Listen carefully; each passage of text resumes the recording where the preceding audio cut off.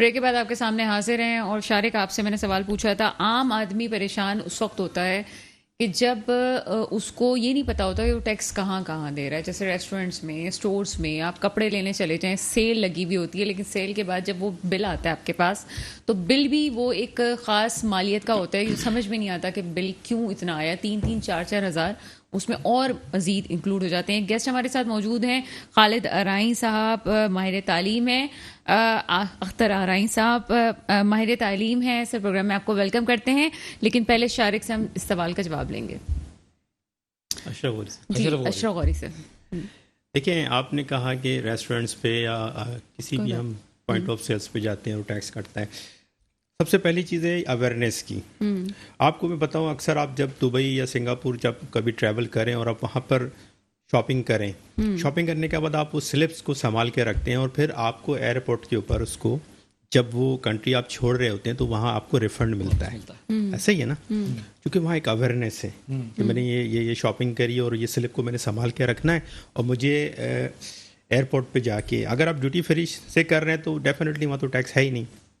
لیکن آپ with in the country اگر آپ نے ٹریول کیا ہے, کھانا کھایا یا کسی ریسٹورینٹ میں یا کہیں شاپنگ مال میں شاپنگ کری ہے تو تب تو آپ وہاں پہ کلیم کر لیتے ہیں. ہمارے ابھی ایک سسٹم ہے بنا ہوا ہے, لیکن مسئلہ ہے کہ امپلیمنٹ کا. میں آپ کو بتاؤں, ایک ایکسپورٹر ہے اور جب وہ ایکسپورٹ کرتا ہے اس کے ریفنڈ رکے ہوئے تھے کئی سالوں سے, ٹھیک ہے. اب اسے پتہ ہے کہ میں نے گورنمنٹ سے یہ جو خان صاحب عمران خان صاحب نے آ کے ٹیکسٹائل کا جو سیکٹر ہے اتنا جو بوم کیا ہے, اس کی وجہ پتہ کیا تھی؟ اس کی وجہ یہ تھی کہ ان کے رکے ہوئے ریفنڈ انہوں نے دیے. اب میں ایک انڈسٹری چلاتا ہوں, میری ٹیکسٹائل انڈسٹری ہے, میں نے گورنمنٹ سے 2 کروڑ روپیہ لینا ہے, 5 کروڑ روپیہ لینا ہے ریبیٹ کی صورت میں یا ریفنڈ کی صورت میں, وہ میں اسٹک ہوا ہوں.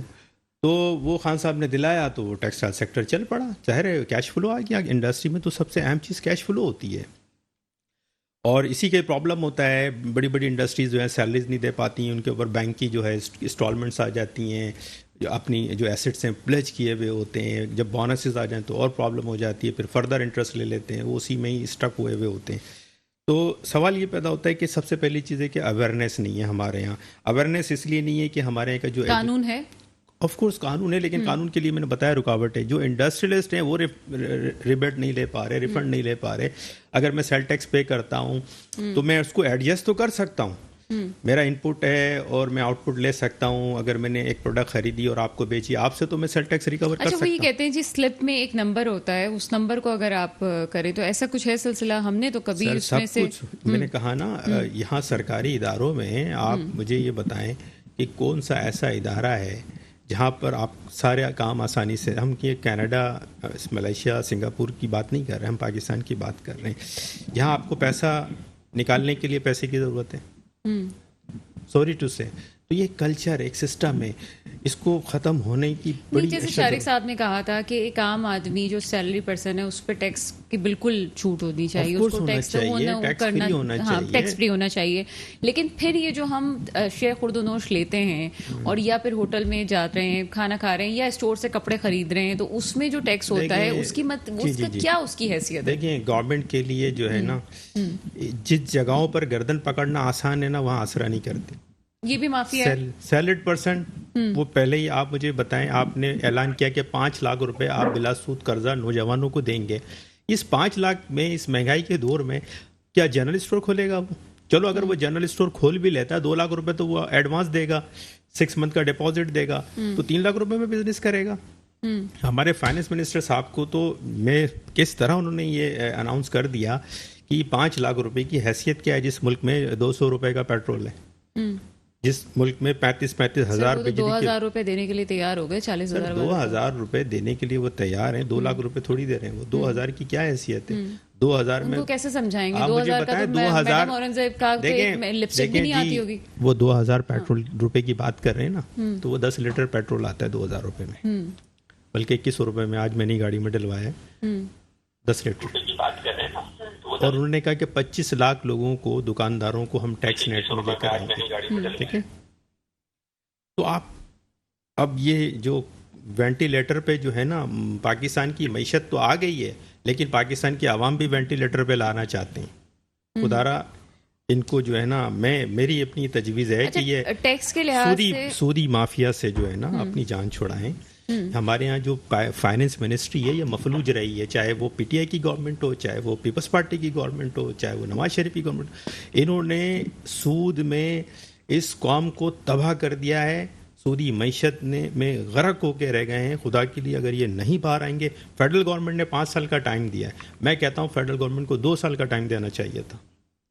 اور اسٹرکٹلی یہ ان کی فسکل پالیسیز ہیں, اس فسکل پالیسیز میں یہ ایسڈ بیس کیوں نہیں کرتے؟ مانیٹری پالیسیز کے اندر جتنی کاموڈیٹی پروڈکٹ ہیں, جتنی فائنینشیل پروڈکٹ ہیں, اس کو کاموڈیٹی میں کیوں نہیں چینج کرتے؟ ان کے پاس سولوشن موجود ہے. ٹھیک ہے.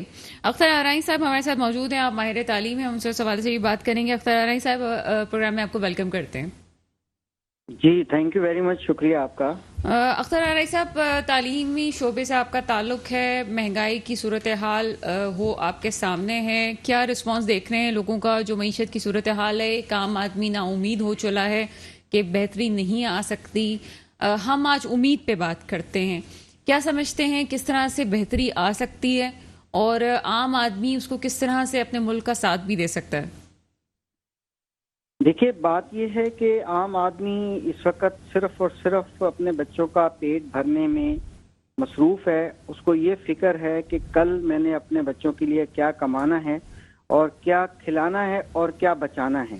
بچانے کا تو نام بھی نہیں کہ بچت کوئی کر سکتا ہے. اب حالات یہ ہے کہ آپ ذرا جائیے, اگر آپ روڈ پہ ڈرائیو کرتے ہیں تو کسی بھی چوراہے یا انڈر پاس پر جو ہے جو دسترخوان لگے ہیں وہاں پر رش ہے, کھانا کھایا جا رہا ہے. ظاہر ہے کہ اب بات یہ ہے کہ اس وقت پیٹ بھرنا بچوں کا بہت مشکل ہو گیا ہے. تعلیم تو بہت دور کی بات ہے. بہت اچھی گفتگو میں نے سنی غوری صاحب کی اور تمام دونوں احباب کی, بہت تفصیلی طور پہ انہوں نے جائزہ لیا, اس کو ریپیٹ کرنے کی ضرورت نہیں ہے. مگر اس وقت جو پالیسیز بنائی جا رہی ہیں وہ فروٹفل نظر نہیں آ رہی. اگر دیکھا جائے کہ نمبر گیم یا الفاظوں کا جو چناؤ ہے اس کے ساتھ تو بہت اچھی بجٹ لگ رہی ہے. جیسا کہ دیکھا کہ آج سندھ کے ہمارے جو چیف منسٹر صاحب ہیں, جو کہ ہمیشہ فائنانس منسٹر بھی رہتے ہیں, اور 10th بجٹ جو ہے انہوں نے اسمبلی میں پیش کی ہے, تو نو ڈاؤٹ کہ وہ ایکسپیرینسڈ ہیں.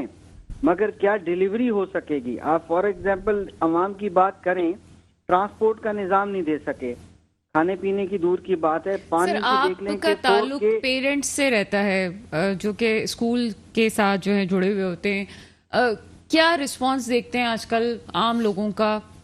بچے اسکول میں آ رہے ہیں, بہت سے پیرنٹس سے آپ مل رہے ہیں, عام آدمی کا رسپانس آپ کے سامنے کیسا آ رہا ہے؟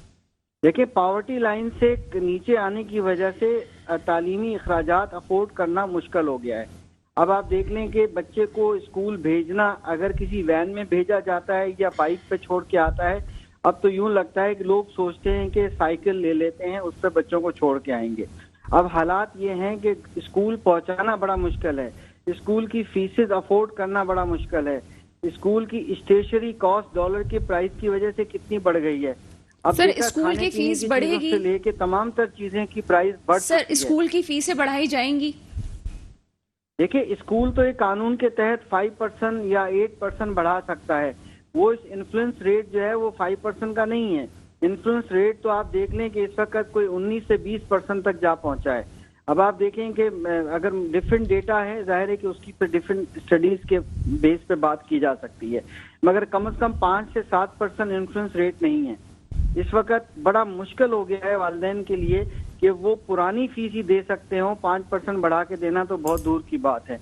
جہاں تک آپ دیکھیں کہ تعلیمی اداروں کے جو ایکسپینسز ہیں, جو ان کی ٹیچنگ کاسٹ ہے, اکوموڈیشن کاسٹ ہے, یوٹیلیٹی کاسٹ ہے, تمام کاسٹ کو ملا لیں آپ, یوٹیلیٹیز میں دیکھ لیں کتنا اضافہ ہوتا جا رہا ہے. اگر لائٹ چلی جاتی ہے تو جنریٹر کا پیٹرول پورا کرنا, ڈیزل پورا کرنا بڑا مشکل ہوتا جا رہا ہے. تعلیمی ادارے رن کرنا اس وقت بڑا مسئلہ ہو گیا ہے. کئی قسم کے تعلیمی ادارے ٹیکسز ادا کرتے ہیں, کوئی ریلیف اس بجٹ میں نہیں دیا گیا. کم از کم بجٹ میں یہ ریلیف ہی دے دیا جاتا کہ کم از کم جو ہے وہ انہوں نے گورنمنٹ اسکولز کے لیے تو کچھ پلاننگ کر لی ہے, مگر یہ ہے کہ تھوڑا بہت جو بھی انہوں نے کرنا تھا, بٹ پرائیویٹ سیکٹر کے لیے کچھ بھی ڈیلیور نہیں کیا.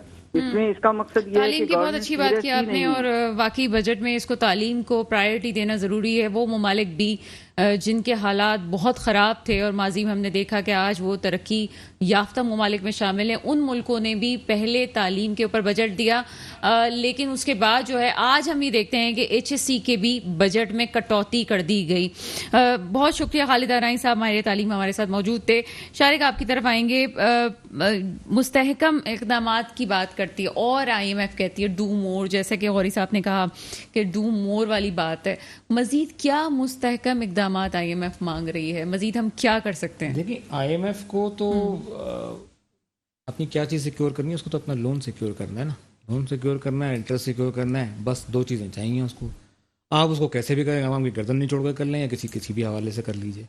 نظام تو مجھے اور آپ کو بنانا. ابھی جیسے انہوں نے آپ نے بات کی تھی کہ جی سنگاپور میں وہاں پہ تو بڑا اچھا نظام ہے، میں کھانا کھانے جاتی ہوں اس پہ 13% کا ایس آر بی لگ کے آ جاتا ہے سروس ٹیکس، وہ مجھے ملتا نہیں ہے.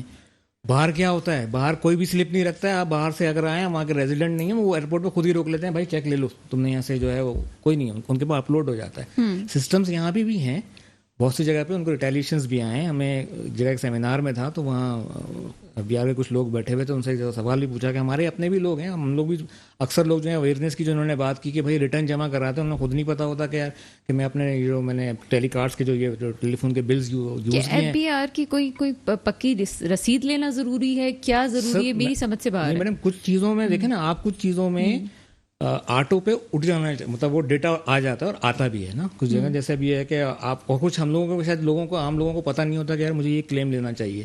ٹھیک ہے نا، جیسے آپ اپنا یہ موبائل کارڈ خرید رہے ہیں، آپ جائز چلے جائیے، آپ نے جتنے سال میں خریدے ہوں گے آپ کو پورا مل جائے گا، ڈیٹیل مل جائے گی، آپ اس کو جمع کرا دیجیے، ریفنڈ ملتا ہے، اس کو ایڈجسٹ ہو جاتا ہے. ٹھیک ہے نا. بہت سارے لوگوں کو بہت ساری چیزوں کی اویئرنیس ہی نہیں ہوتی، پتہ ہی نہیں ہوتا. ہاں ابھی بات یہ ہو رہی تھی کہ سسٹم آٹومیٹڈ کیوں نہیں ہوا.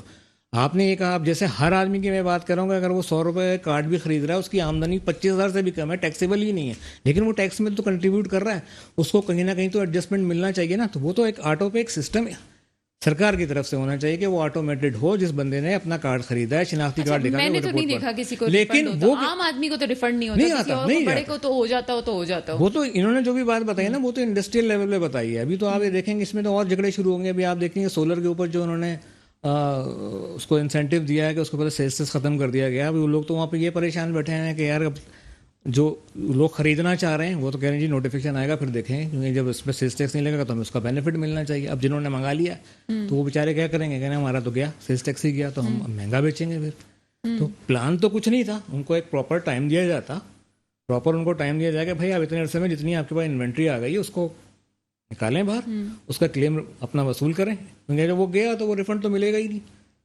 اور ظاہر ہے وہ آگے بھیجیں گے، مہنگا بیچیں گے تو پھر عوام کو مہنگا ملے گا. ٹھیک. اشرف غوری صاحب بات کریں گے آپ سے. عمران خان صاحب نے پہلے کہا اپنے دور حکومت میں کہ جب ہم لیتے ہیں قرضہ، اور آپ ہمیشہ اس بات پہ زور دیتے آئے کہ ہم اس سے زیادہ تو سود دے دیتے ہیں، تو ابھی بھی یہی ہے. اور ہم کیا آگے اگلے سال جس طرح ہمیں پتہ چل رہا ہے کہ ایک بھاری رقم ہمیں قرضے کی مد میں اتارنی ہے، اور کیا وہ بھی سب سود ہی پہ جائے گا؟ جی بالکل. دیکھیں پاکستان اس وقت گرے لسٹ میں ہے، اور گرے لسٹ میں جو بھی کنٹری ہوتا ہے اس سے اضافی سود چارج کیا جاتا ہے، ایز پر مارکیٹ نہیں چارج کیا جاتا. ابھی تو اطلاع آ رہی ہے کہ گرے لسٹ نکال دیا جائے گا.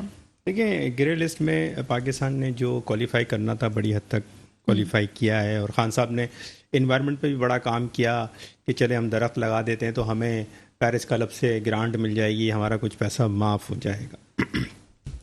وہ تو ایک الگ مسئلہ ہے. لیکن ابھی جو کرنٹ جو سچویشن ہے، جو کرنٹ گورنمنٹ کی جو میجرز ہیں، جو انہوں نے اسٹیپس لیے ہیں، سب سے پہلے تو یہ ایک نان ٹیکنیکل بجٹ ہے. نان ٹیکنیکل بجٹ یہ ہے کہ نان ٹیکنیکل لوگ بناتے ہیں، اس میں کوئی انڈسٹریلسٹ شامل نہیں ہیں، کوئی ایکسپورٹرز نہیں ہیں، کوئی اکنامسٹ نہیں ہے. یہ صرف وہی ڈو مور پالیسی ہے اور ایک فورس انفورسمنٹ ہو رہی ہے. ابھی آپ مجھے بتائیں سولر پینل کی شارق صاحب نے بات کری ہے، سولر پینل کے اوپر آپ نے ریلیف دیا ہے، لیکن اس میں جو انورٹر ہے اور جو بیٹری ہیں اس میں لگتی ہیں اس پہ تو آپ نے ٹیکس لگا دیا ہے. یہ ایک نان ٹیکنیکل بات ہے نا. ایک سسٹم ہے، گاڑی آ رہی ہے اس کے ٹائروں پہ ٹیکس ہے اور ڈیش بورڈ پہ ٹیکس نہیں ہے. کتنی عجیب سی بات ہے. تو یہ ساری چیزیں جو ہیں، اب آپ نے 275 پروڈکٹس کو جو بین کیا ہے، بہت سارے لوگ بے روزگار ہو گئے. ٹھیک ہے ڈالر باہر جا رہے تھے, آپ ایک کوٹا مختص کرتے, ایک لمیٹڈ, بھائی آپ ایک لمیٹڈ کوٹا, مطلب پلاننگ کے بغیر کام ہو رہا ہے, پلاننگ کے بغیر نا. دیکھیں جب ایک فلور مل چلتی ہے تو ویٹ کا ایک کوٹا ہوتا ہے اس کی پروڈکشن کے لیے, کتنا گندم آپ کو ملے گا وہاں کی پروونشل گورنمنٹ کی طرف سے. اسی طرح امپورٹ کا ایک کوٹا ہوتا ہے, اگر کار مینوفیکچرر ہے, چاکلیٹ منگانے والا ہے یا واٹ ایور. اب ایک پروڈکٹ پاکستان میں پروڈیوس ہوتی ہے, ٹھیک ہے, میں بات کرتا ہوں پیکیجنگ انڈسٹری کی بات کر لیتا ہوں. مفتاح اسماعیل صاحب کا تعلق پیکیجنگ انڈسٹری سے ہے اور وہ کنفیکشنری سے ہے, ٹھیک ہے. ایک پروڈکٹ ہے BOPP فلم ہے, لیٹ سپوز, وہ اچھی طرح جانتے ہوں گے, اگر یہ پروگرام دیکھ رہے ہیں تو ڈیفینیٹلی جانتے ہوں گے BOPP فلم ہے. اس کنٹری میں جتنے پروڈیوسر ہیں وہ لوکل مارکیٹ کو پورا نہیں کر پاتے اور پروڈکٹ شارٹ رہتی ہے, اور انہوں نے ایک مونوپولی یہ بنا کے اس کو اس کی امپورٹ بند کر دی ہے. اب مجھے بتائیں جب ایک چیز کی امپورٹ بند ہو گئی اور لوکل مینوفیکچرر اس کو سپلائی پوری نہیں کر پا رہا ہے, وہ کہاں سے لے گا؟ ایون یہ کہ وہ ایڈوانس پیمنٹ 2 مہینے پہلے ان کے اکاؤنٹ میں جمع کرا رہا ہے اور کیو میں کھڑا ہو کے وہ پروڈکشن لے رہا ہے, سپلائی لے رہا ہے, اور ان کا سارا رجحان جو ہے ایکسپورٹ کی طرف ہے. تو یا تو آپ انڈسٹریلائز ایسی انڈسٹری ہو کہ ایک سرپلس اس کی پروڈکشن ہو, اس کی ایکسپورٹ بھی ہو رہی ہے, اس کی لوکل مارکیٹ ہو. دیکھیں چائنیز, جو میں آپ کو چائنا کی بات بتاؤں, وہ ایکسپورٹ سے پہلے اپنی لوکل مارکیٹ کو ٹارگیٹس کرتے ہیں, اس کی بعد وہ ایکسپورٹ کو دیکھتے ہیں. اور ایکسپورٹ کے اندر ان کی گورنمنٹ نے ان کو 14% ریبیٹ دیا ہے ان کی ایکسپورٹ پہ, اور وہ کبھی بھی جو ہے نا جو سرٹیفائڈ بڑی کمپنیز ہیں وہ کبھی انڈر انوائسنگ نہیں کرنے دیتی. ریزن کیا ہے؟ وہ اس لیے نہیں کرنے دیتی ہیں کہ ان کو 14% پوری ویلیو پر مل جاتا ہے گورنمنٹ کی طرف سے, چائنا گورنمنٹ سے, تو وہ اس کو ڈسکریج کرتے ہیں. یہی ریزن ہے. تو اسی طرح گورنمنٹ کو ایسی فرینڈلی پالیسیز کی ضرورت ہے. دیکھیں جب آپ FBR کی بات آپ نے کری, آپ زور دے رہی ہیں FBR پہ کہ FBR, دیکھیں FBR کو اور پبلک, عام پبلک جو ٹیکس پیئر ہے, ایک فرینڈلی انوائرمنٹ پیدا کرنا پڑے گا, بجائے یہ کہ جو لوگ پوائنٹ آف سیلز میں رجسٹرڈ نہیں ہیں, پولیس لے جا کے تالے لے جا کے ان کی دکانوں پہ دھاوا بولنا اور ان کو کنڈیم کرنا, ان کو لیٹ ڈاؤن کرنا. دیکھیں یہ اس طرح نہیں ہوگا. آپ ایک اچھی فضا بنائیں, اویئرنیس پیدا کریں, اور گورنمنٹ دیکھیں ایک طرف انفلیشن اتنا ہائی ہو رہا ہے, دوسری طرف جو ہے آپ ٹیکس پہ ٹیکس لگائے جا رہے ہیں, تو یہ ون وے ٹریفک کیوں چلا رہے ہیں آپ؟ ایک غریب آدمی کو آپ کتنا سینڈوچ بنائیں گے, آپ کتنا پیسیں گے اس کو؟ سر حل کیا ہے؟ حل کیا ہے اس دیکھیں بات کا؟ مجھے یہ سمجھ نہیں آتا. IMF کو خوش کرنے کی بات کرتے ہیں, بہت آسان سا ہے. IMF کے ساتھ نیگوشیشن کی تھی انہوں نے پہلے بھی, جب خان صاحب کی گورنمنٹ تھی ان کے لوگوں نے کی تھی. 2018 میں پہلی دفعہ جب اسد عمر صاحب فلور پہ آئے تو انہوں نے بتایا کہ ہم کس طرح سے بات کر رہے ہیں. اینی وے بہرحال اس وقت ہمارے ساتھ ڈاکٹر مرزا اختیار بیگ موجود ہیں. آپ اکانومسٹ ہیں سر, پروگرام میں آپ کو ویلکم کرتے ہیں. جی شکریہ. سر کچھ عرصے سے ملک کی سیاسی حالات کی وجہ سے بھی ہم کہہ سکتے ہیں کہ اسٹیبل نہیں رہی مارکیٹ, اور ابھی ہم دیکھتے ہیں کہ معیشت کی بہت بری صورتحال ہے. آپ کیا سمجھتے ہیں کہ باقی کیا سیاسی صورتحال کا اثر بھی معیشت پہ پڑا ہے؟ دیکھیں جب تک IMF کے پروگرام میں ہم دوبارہ شامل نہیں ہو جاتے, یہ غیر یقینی صورتحال اسی طرح سے رہے گی. ہمارے ریزرو مزید گرتے رہیں گے, روپے کی ویلیو مزید کم ہوتی رہے گی, جو آج 205 روپے پہ آ گیا ہے. لہذا اس وقت جو سب سے ضروری ہے وہ یہ ہے کہ IMF کے پروگرام میں ہم دوبارہ جو ہے وہ شامل ہو جائیں, IMF کا پروگرام بحال ہو جائے, اور اس کے بعد پھر ہمیں جو دوسرے ڈونرز ایجنسیز ہیں, ورلڈ بینک, ADB کے فنڈز ملیں, دوست ممالک کے فنڈز ملیں, اور پھر لوگوں کا اعتماد ہو کہ پاکستان ڈیفالٹ ہونے نہیں جا رہا. نہیں تو موجودہ حالات میں آپ کچھ بھی کہہ لیں, غیر یقینی صورتحال, انسرٹنٹی اتنی بڑھ گئی ہے, اور پولیٹیکل عدم استحکامی بھی بڑھ گئی ہے, اور دونوں چیزیں زہر قاتل ہیں. سر آپ کیا سمجھتے ہیں کہ یہ جو عمران خان صاحب پہلے بھی کہہ چکے ہیں اس حوالے سے کہ ہم جتنا اتارنا بھی چاہتے ہیں اپنا قرض تو سود ہی اتار رہے ہوتے ہیں, تو کیا ہمیشہ ہم اسی طرح سے قرضوں پہ ہی رہیں گے؟ کیا ہم اپنے اوپر انحصار نہیں کر سکتے؟ یہ تو بڑی پانی ہے, ہر حکومتوں نے ایک سے بڑھ کے قرضے لیے ہیں. عمران خان نے 76% قرضے زیادہ لیے ہیں, اور اپنے دور حکومت میں ان کے قرضوں کی پرسنٹیج 76% تک پہنچ گئی ہے. تو یہ سب وہ چیزیں ہیں, اس میں تو بحث اس وقت کرنے کا موقع نہیں. اس وقت تو ہمیں یہ چاہیے کہ کسی طرح سے بھی ہم ڈیفالٹ سے بچیں، کیونکہ اگر اب ڈیفالٹ ہو گئے تو 300 روپے کا ڈالر ہو جائے گا، اور پاکستان نیوکلیئر اسٹیٹ ہوتے ہوئے ایک ڈیفالٹ جو ہے وہ افورڈ نہیں کر سکتی. یہ ہمارے لیے خودکشی ہوگی، معاشی خودکشی. سر پھر ابھی حکومت جو ہے پیٹرول کے پرائز بڑھانے جا رہی ہے، تو کیا امپیکٹ آپ کو لگتا ہے کہ عوام پہ آنے والا ہے اس وقت؟ دیکھیے 53 روپے ڈیزل میں اور 29 روپیز پیٹرول کی قیمتیں فی لیٹر بڑھنے جا رہی ہیں، اور اس کے بعد آپ اندازہ لگا سکتے ہیں کہ مزید قیمت کتنی بڑھ جائے گی. لیکن مہنگائی جو ہے اس کا طوفان، اس کو کوئی نہیں روک سکتا. مہنگائی جو ہے وہ 16% تک جو ہے پہنچ گئی ہے وہ انفلیشن، اور میں سمجھتا ہوں کہ اس سے زیادہ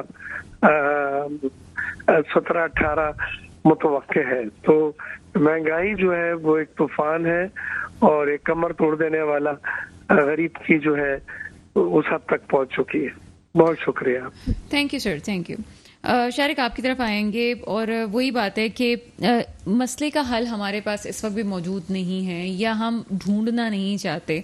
ایک عام آدمی کے ریلیف دینے کے لیے، کیونکہ پروگرام کا وقت اب اختتام کی جانب پہنچ رہا ہے، کیا اقدامات کیے جا سکتے ہیں؟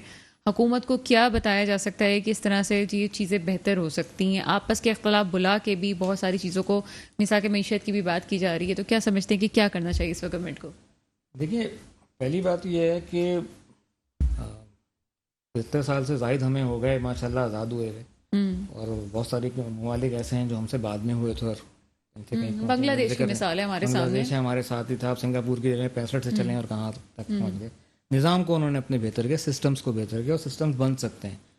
اب بات یہ ہے کہ سر بھی جیسے بھی کہہ رہے تھے کہ ہم نے IMF کے پروگرام میں جانا ہے تو تبھی ٹھیک ہونا ہے.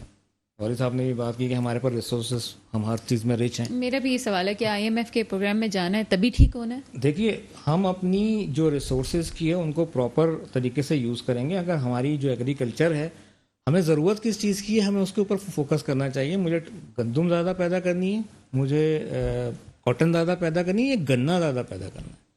ٹھیک ہے، میرے جو کلائمیٹک کنڈیشنز ہیں وہ کس کو زیادہ موافق آتے ہیں، اس پہ فوکس کرنا چاہیے نا. مجھے اپنے لینڈ کی بھی پلاننگ کرنی چاہیے. میں ایگریکلچرسٹ تو نہیں ہوں، وہ زیادہ بہتر بتا سکیں گے، لیکن میں فائنانس کا پروفیسر، ہم بھی پلان آؤٹ کرتے ہیں نا کہ یار یہ پیسہ میں اس کو یہاں بجٹ میں بچپن سے ہم سنتے آئے ہیں اور کتابیں پڑھتے آئے ہیں کہ پاکستان ایک زرعی ملک ہے، زرعی ملک ہے گا. اور میں پھر بھی کہہ رہا ہوں مجھے گندم منگانا ہے، فلاں سے منگانا ہے، میں رشیا سے خرید لوں تو مجھے سستا پڑتا ہے، وہاں سے لے لوں. ٹھیک ہے جی. اور شکر تک میرے ہاں جو ہے وہ آ جاتی ہے. میں کہتا ہوں کہ یار میرے ہاں تو کپڑا سب سے اچھا بنتا ہے، پھر میں باہر بھی بھیج رہا ہوں تو پھر میں چائنا سے منگا بھی رہتا ہوں کہ لینن جو پہننی ہے، چپل پہننا ہے. پلاننگ کی کمی ہے، پلاننگ کی کمی ہے کہ آپ اپنے ریسورسز کو بہتر طریقے سے یوز کریں. اور پھر جو آپ کا یہ جو ایک بہت ہی کمپلیکیٹڈ ٹیکس کا نظام بن گیا ہے، یہ بیچ میں وہ بیچ میں یہ ایڈجسٹمنٹ، ریفنڈ آنے ہیں، وہ آنے، اس کو سمپلیفائی کر لیجیے جیسے دنیا نے کیا ہے. اشرف غوری صاحب آپ بتائیں کہ کیا حل ہے؟ 2-3 چیزیں جو آپ بہتر طریقے سے عوام کو پہنچانا چاہتے ہیں، حکمرانوں کو پہنچانا چاہتے ہیں. لیکن سب سے پہلی چیز یہ ہے کہ گورنمنٹ کو اپنے جو ایکسپینڈیچرز ہیں اس کو کور کرنے کی ضرورت ہے. بینگ اے سنسیئر پاکستانی، ہر شخص کو چاہے وہ 21 گریڈ کا ہو یا 22 گریڈ کا ہو، میں یہ کہوں گا کہ یہ جو اس وقت ہے، اگر ہم پاکستان کے ساتھ خود بذات خود زیادتی کر رہے ہیں، اس وقت ہمیں اپنے اخراجات میں کمی لانی ہے اور ہمیں اپنی پرائرٹیز کا تعین کرنا ہے. ہم جو چیز امپورٹ کر رہے ہیں، میں نے کہا کھانے کا تیل ہم امپورٹ کر رہے ہیں، جبکہ کینولا کی فصل، سرسوں، سن فلاورز، یہ وہ سیڈ ہیں جس سے ہمارا آئل نکلتا ہے. ہم ایک پاکستان زرعی ملک ہے، یہ ان چیزوں کو یہاں پر اس کی کراپس ہونی چاہیے بھرپور، بجائے کہ ہم کینیڈا سے سیڈ منگائیں، برازیل سے سیڈ منگائیں، رشیا سے سیڈ منگائیں. یہ پلاننگ جیسا بہت پازیٹیو بات کی، اور یہی بات ہے کہ خود انحصاری ضروری ہے. خود انحصاری کے لیے ہمارے حکمرانوں کو بھی ملک سے سنسیئر ہونے کی بہت زیادہ ضرورت ہے. آپ لوگوں کا شکریہ ادا کروں گی کہ آپ پروگرام میں آئے. اس کے ساتھ ہی پروگرام کا وقت ختم ہوتا ہے. مجھے اجازت دیجیے گا. خدا حافظ.